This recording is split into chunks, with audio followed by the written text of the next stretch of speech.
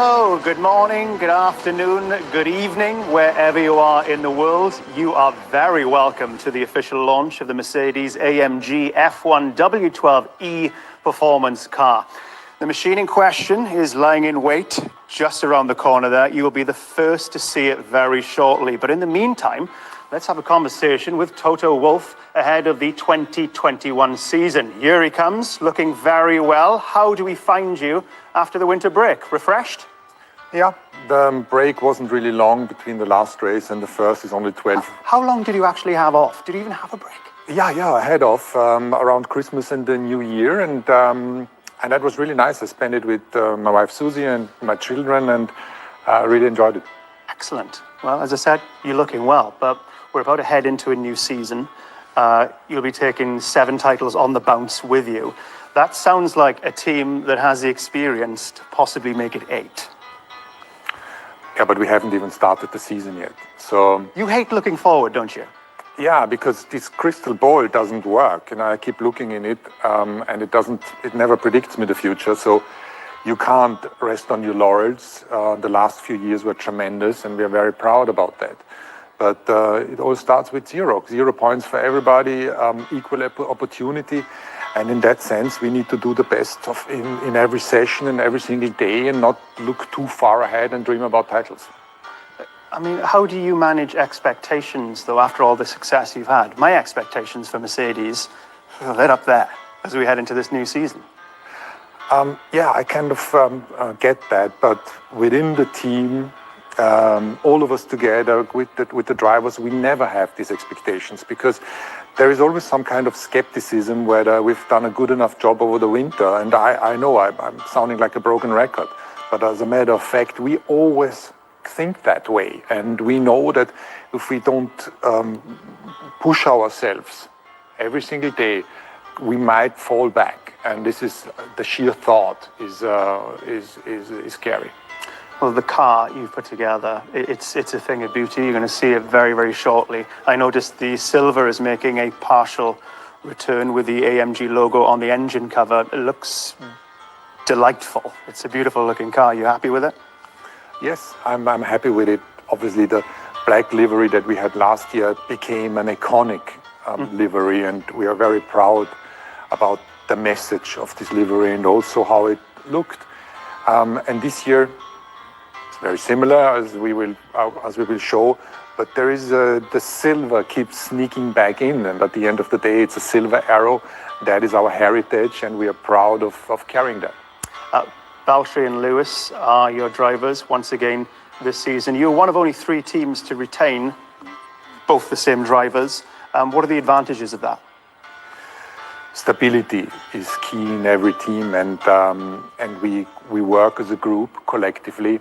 We have 2 drivers that respect each other whilst racing each other hard out there. The development and the inputs that we get from both of them are very valuable for the team. And at the end, it just works. We love interacting with Lewis and Valtteri. And you can look back in the past, and it's been successful. I dare say it'll be successful again in 2021. But saying that, at the end of the season, you will have no drivers. Valtteri and Lewis are out of contract. So is that a problem for another day? Are you looking ahead? What are your thoughts? I thought you're not asking the difficult question, but this is smooth sailing and presenting the car. I'm evil, aren't I? Yeah. So we need to, it's very simple, okay. The explanation. I think with Lewis, there was a particular media attention on our contract negotiations. Just a bit. And it's actually quite funny, because him and me, we were so aligned. Whilst we were in the season, we just didn't have scope to talk to each other and spend enough time with each other to have that conversation. And then we thought about doing it between the 2 Bahrain races, and then he fell ill. Yeah. And then we both went into our holidays, and we talked through the holidays, and then I had COVID. So that is what it all delayed. And at a certain stage, because our conversations are really in a way partners discuss it, but it's down to the detail. And then we felt now we got to close this conversation. The season is right in front of us. Yeah. And we've been talking a lot about the future, about Lewis driving the car in the future, but also our partnership going forward. And we felt, let's discuss that during the year and find more time. And as for Valtteri, he's in the unfortunate situation that for the last few years it was one-year contracts. He functions really well with the pressure. He's the cool Finn that is able to hold that back. But 2022 is a completely new year with new regulations, and that's why we would just want to see how it pans out during the course of the year. But I must say I'm really happy, and the team of engineers are really happy, and he deserves to be in a Mercedes. You mentioned you had coronavirus. Everything okay? You get through it all right? Yes, we were lucky enough to have no or mild symptoms. Good. And there's still some after symptoms. You know, you can't really train like you've done before, but it's all gonna pass. And you're lucky in the sense that you suffered a great deal. Good. I'm glad you're okay. Back to business. 23 races this season. How big a challenge will that be for the entire team, to maintain performance across such a dauntingly long year? Especially the race team. So here in the factory in Brixworth and in Brackley, it's stressful all year. But it gets a little bit more of a quiet period during the spring. And having said that, they are also flat out. If you look up in the offices, everybody's knackered from the work. But the traveling itself with the jet lag is not trivial. You know that. Yeah. And imagine the drivers. So they're having all these factors to count in, and then they need to drive a car at the limit. And the mechanics that have to be there 5 or 6 days prior to the race, build up the garage, and then stay longer in order to take the garage down, whilst having the tough job to, the fiddling with small things that could cause a DNF for all of us. And they've performed under pressure, race after race. And the engineers that have a normal Monday to Friday job between the races. So our race debrief is usually on the Monday after every race. So everybody's quite under pressure. It's not for the faint-hearted being involved in Formula One, is it? No, but we are privileged. We have the best job in the world. We are involved in developing, producing, racing, engineering Formula One cars. Every time you're feeling a bit down or on a difficult day, you just have to remind yourself. Fantastic, Toto. Great talking to you. We will hear more from you a little bit later on. But now, the moment you've all been waiting for. Say hello to the W12. Die Devise der letzten Stunden: Überleben, nichts mehr riskieren, ankommen.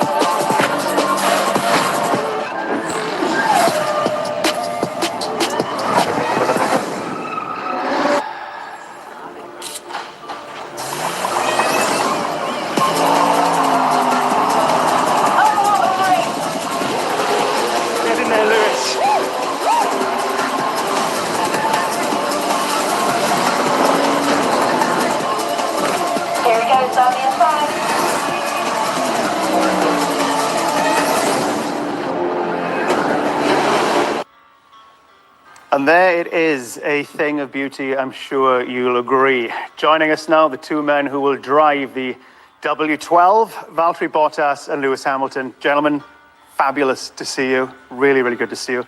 Valtteri, how are you? How was your winter break? Very good, thank you. Break was good, fully recharged, being healthy, been able to have a solid training program, and been working on myself, trying to be the best I can this year. And honestly, now seeing the car, just now the first thing in my mind is I just can't wait to drive it and can't wait to get back to racing. Awesome. And you're absolutely in peak condition. Keeping an eye on social media, every time I see you, you seem to be on a bike.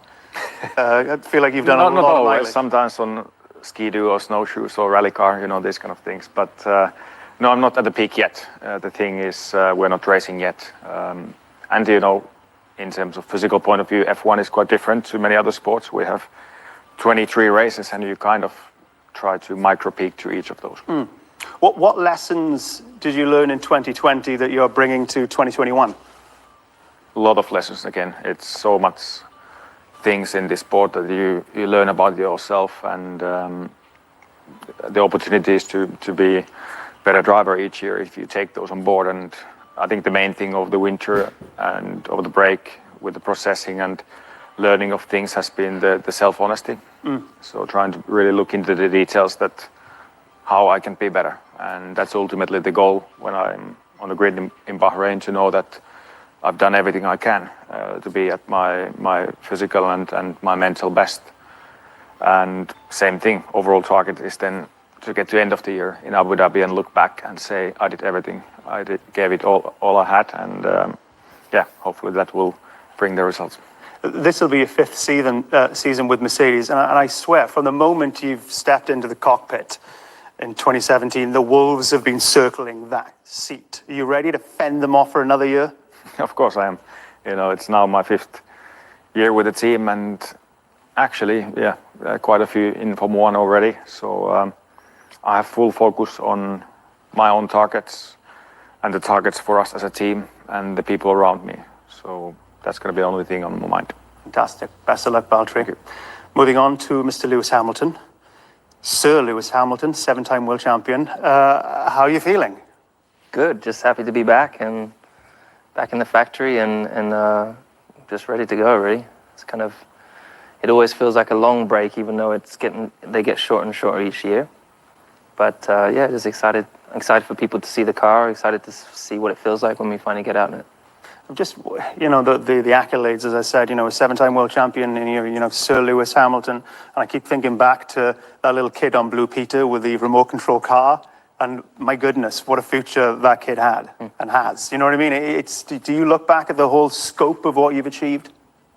Of course, definitely. And I think I was just talking to Toto. It's really about opportunity. And I was very, very fortunate when I was younger to have those experiences on BBC and really just my dad worked so hard, my family worked so hard to create an opportunity and a path for me to be able to excel. And so it's crazy to think that it's been so long. I've been racing a long time. This is my 15th year in Formula 1. So it's hard to believe it's gone that fast, but so many amazing experiences, so many great relationships, so many things learned during that time. So I'm excited to kind of put everything that has been built each year and put it into the focus. This is your 9th season with Mercedes, which means you've been kicking ass with them for almost a decade now. How do you feel about that? Extremely proud. I think, AMG was supporting me as well as Mercedes back when I was 13. And, it's amazing to have come along this whole journey with them. And, each year when we have the success, that car goes on to the road of evolution back in Stuttgart. And I'll always, even beyond my time, that I'll always be a part of their road of history. So very proud of it and grateful for their belief in me all this time. Let's get out of the way, because you're going to be asked it 1 million times over the course of the season. Why did you only sign with Mercedes for a year?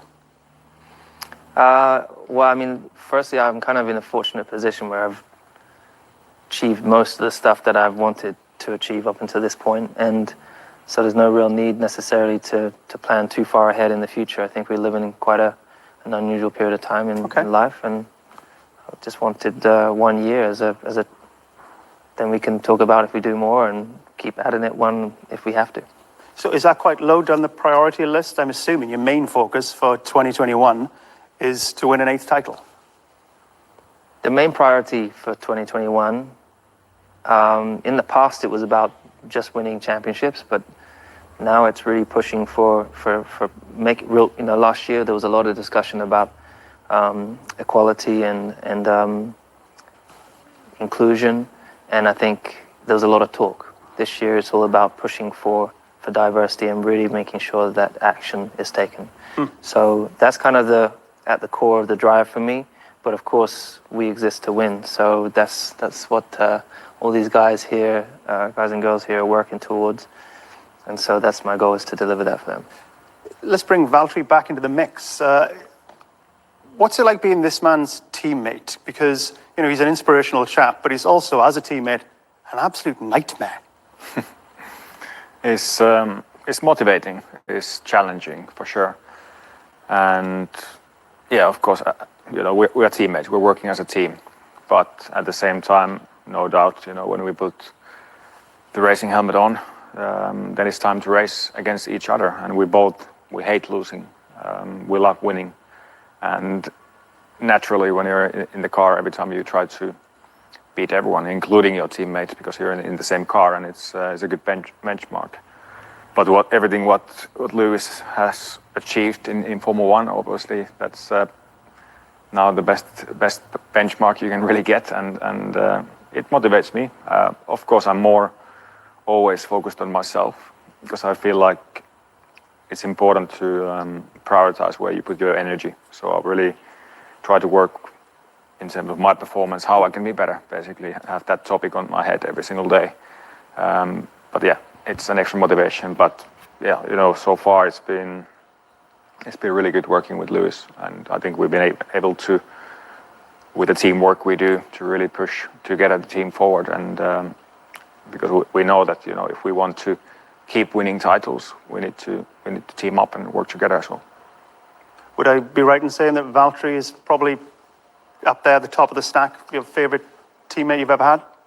Yeah, absolutely. I think it's the working relationship has been pretty special over these years, and I think it's down to, we've always talked about the respect, but every year Valtteri's churning away and pulling out lap times and performances that are very, very hard to beat. And so it keeps me on my toes, that's for sure. It's only natural you're going to keep one eye on your teammate, but I was wondering, there's a lot to get excited about this season, and as a fan, I'm very excited to see what Vettel can do at Aston, what Mick Schumacher can do with Haas, what Carlos can do with Ferrari. Are you boys excited by that, or could you not care less? Me personally, I get excited by that. You know, I grew up watching Formula One, so I'm at the core a fan of the sport, and seeing that things maneuver, things change. Obviously, here's stayed the same in terms of the driver lineup, but also it's the first year that we've had the cars. It's the same car as the previous year. It's the first time I think that's happened in the sport. I don't know if the fans know, but we've had there's this downforce adjustment that's been made for this year, which does mean that it's going to be, the car won't be as fast, at least at the get-go. But we'll get closer racing? Sorry? We'll get closer racing? Who knows? I don't know really why they've done that except for bringing the cars closer. Then we've got tyres that aren't as fast as the previous years, so there's a few... Really getting us excited about this new season, Lewis. Well, it just adds a new element into the mix. You know, the tyres, you know, we don't know how these are going to perform, what the limitations are. And then, looking at the other teams, you've got a stronger setting, I think you'll see probably at the Red Bulls. You've got Ferraris, again, got I think a really great new fresh setting. And then you've got Sebastian taking over all his great experience and expertise, and they are ramping up. They've had they nearly won in Turkey last year. So I'm excited too. Lewis is excited by what's going to happen elsewhere on the other teams. What about yourself, Valtteri? Are you in the I couldn't care less camp?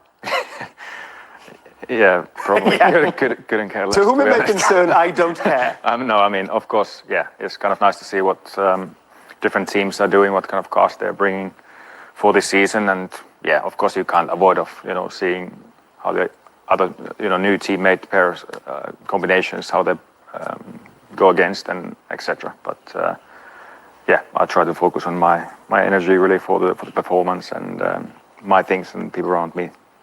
Big picture stuff though, who do you think are Mercedes' biggest threat this year? You've got to say that Red Bull were frighteningly quick in Abu Dhabi. My feeling, at the beginning of the year, could be Red Bull if I had to guess now. But obviously, like Toto doesn't have the crystal ball that works, I don't also have it. So, but it could be surprises. You just never know. There's lots of new drivers, and McLaren with the Mercedes power unit, Ferrari after tricky last year. We'll see. Back to the car. Lewis, does it ever get old seeing, the car you're going to be racing in at the start of the season? Essentially, are you boys on Christmas Day right now? It definitely doesn't get old. I mean, it's fascinating to see technology evolve. As I said, it is the same foundations of last year's car, but they've obviously got new components around it. But there's only two of us that get to drive this car, all year long. This is going to be our home. This is going to be with us, connected to us on this crazy journey that we have no idea what's up ahead of us. And yes, so it's the most exciting. It's like going to the fun fair knowing you're going to ride a roller coaster, but we get to do that all year long. So. We're so lucky. Yeah, very lucky. You obviously feel the same, Valtteri. Can't wait to get this beast out of the showroom, get on the track. Yeah, honestly, can't wait. Obviously, it's not long to go anymore. We'll start testing on 12th. So yeah, just waiting for that, and lots of preparation has been done for it, and a huge amount of hours by about 1,000 people to get this beast ready. So looking forward. Gentlemen, absolute pleasure talking to you. Thank you so much for your time. Best of luck with the season. Thank you. Thank you, guys. So that's what the drivers think. But how much of a role will this new machine and the rule changes play this year? I know a man who can tell us, the ever eloquent Mr. James Allison. James, great to see you. Loving your work. Introduce us to this beast. What do we need to know? Well, you'll know if you look, it doesn't take much more than a glance to see that it is an old friend in many ways. Yeah. Same monocoque as last year, same gearbox as last year, lots of the same structure underneath as last year. But look a little closer and you'll also see there's some fairly significant differences. Just a glance at the side pod there, and you'll see a rather sexy looking bulge in the engine cover, which is hiding some of the work that our friends at HPP have done to squeeze more horses into that power unit for us for the year. And across the whole car, it is actually dressed in new clothes, new aerodynamic finery that we hope will make it a successful car. The bit we're not showing you... What's going on here? You're covering something there. The bit we're not showing you is down along the edge of the floor. That area is the area that was most affected by the new regulations, where they tried to pull performance away from the car by changing the floor regs. And down there's a bunch of aerodynamic detail that we are not quite ready to release to the world. Not because it's not there, but because we don't want our competitors to see it. We don't want them starting to try and put similar things in their wind tunnels. Just buys us a couple of weeks extra. So essentially there's something so juicy under there, you're almost certain your competitors will steal that.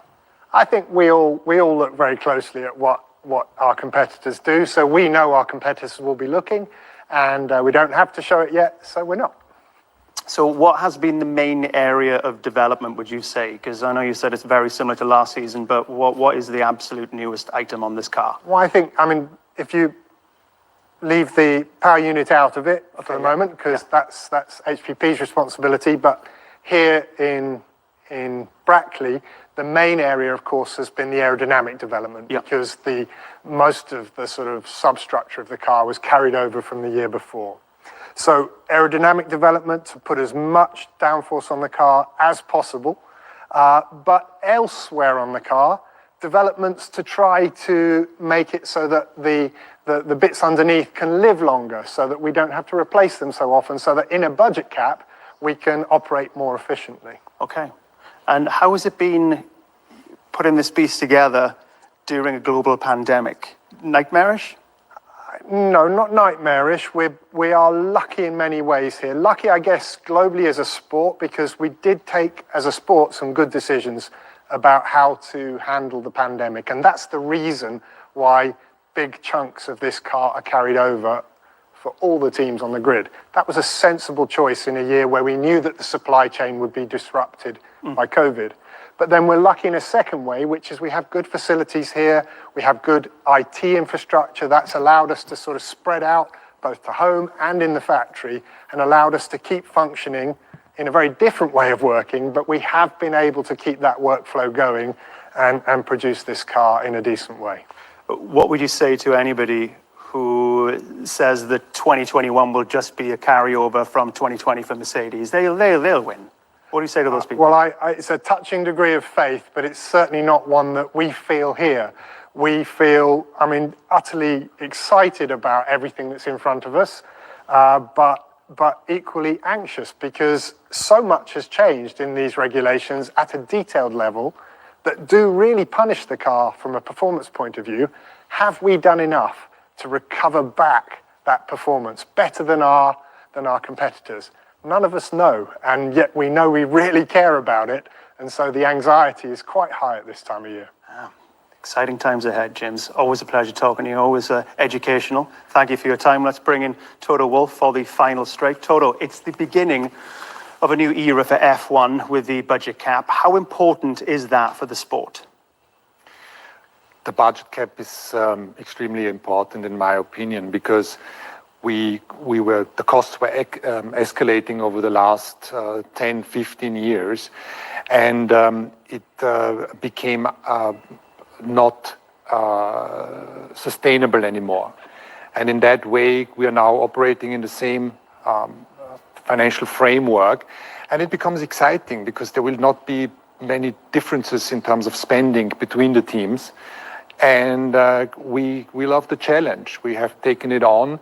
It is at times very painful because all your processes need to be adapted in the end to achieve more efficiency.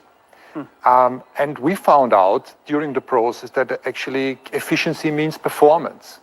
And the group that has worked around the project did a fantastic job. And I believe we're in a good position to extract the most of the limited resource that is available. I spoke to Lewis and Valtteri earlier about maybe checking out the rival teams. I wonder what your mindset is. Is there a team out there right now that's giving you sleepless nights that you think maybe they've got the measure of us this year? We respect every competitor, and I think there is a handful of teams that can do a good job this year and for sure next year. But at the end of the day, pre-season, the gossip that you hear around car performance or power unit performance is just noise. So if you want to get entertained by gossip, then you can listen to it. We're watching at home right now. You need to tell me the camera. The crane, the jib, The crane. I hope that you enjoyed the live feed in whatever time zone you have been. I personally did. It's fantastic to come back and finally get going. The camaraderie and the excitement and energy that this place has is something that I have great pleasure in seeing. Having Lewis and Valtteri back in here and showing you the car is certainly a great way to start. Now, I hope she's fast.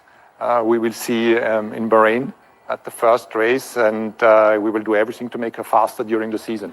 So thank you for all of your support. We will hope you cheer for us, and we'll try to pay you back with some good entertainment. Thank you. Nicely done, Toto. Thank you very, very much, James. Thank you again. Very best of luck this season, guys. Congrats. Okay, that's it from Mercedes. The next time you will see them, this beast will be on track. Until then, bye-bye.